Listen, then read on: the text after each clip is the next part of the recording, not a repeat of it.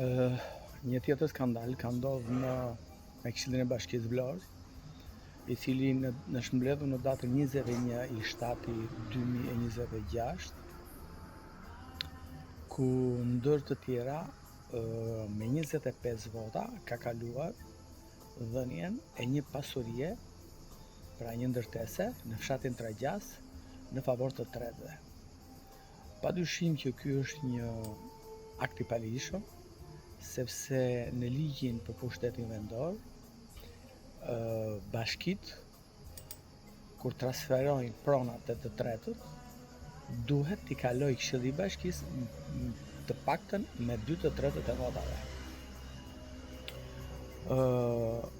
Me 25 vota nga 51 që ka Këshilli i Bashkisë Vlorë, e kuptoni vetë që janë më pak se gjysma.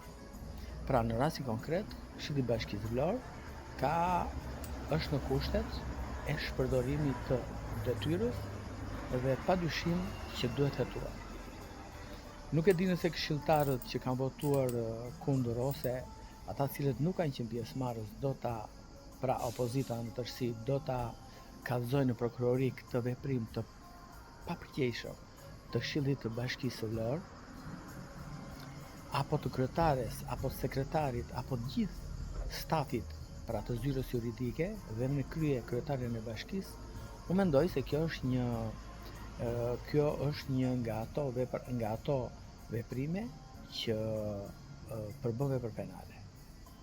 Ka ndodhur dhe në Itali, ku janë arrestuar, ku janë hetuar dhe janë arrestuar i gjithë grupi këshilltarëve bashkiak. Në disa zona, si në Reggio Calabria, në Sicili e kështu me radhë, unë mendoj se me veprime të tilla, Këshilli i Bashkisë Vlorë po cënon rënd sigurinë juridike. Po cënon rënd sigurinë juridike sepse rasti tjetër është ai i fushës së aviacionit, ku ka privuar nga pronësia, nga prona e tyre e trashëguar dhe fituar tashmë dhe me vendimet të kthimit pronave, disa familje të vjetra vlonjate duke transferuar pronat në emër të Bashkisë Vlorë dhe jo në emër të pronarit ashtu siç e përcakton ligji.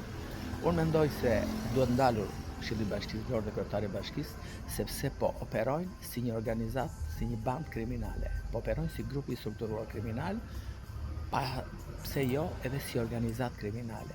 Nuk ka asgjë organizata kriminale miq të palishme, ato cilat kryejnë veprime në formën e grupit kriminal për terrorizëm apo trafikime, nga këta të cilët operojnë me anë të ligjit duke shkelur ligjin dhe duke shkaktuar qytetarëve apo interesit të qytetarëve dëme të pariparueshme. Prandaj që Këshilli i Bashkisë Vlorë, kur e kam thënë që sillet si organizatë kriminale, unë nuk e kam thënë këtë se kam diçka, s'kam asgjë personale me ata palaçat atje, por kam parë se veprimet e tyre janë veprime që bien tërësisht në kundërshtim me ligjin që nga shpërdorimi i detyrës e mëtej.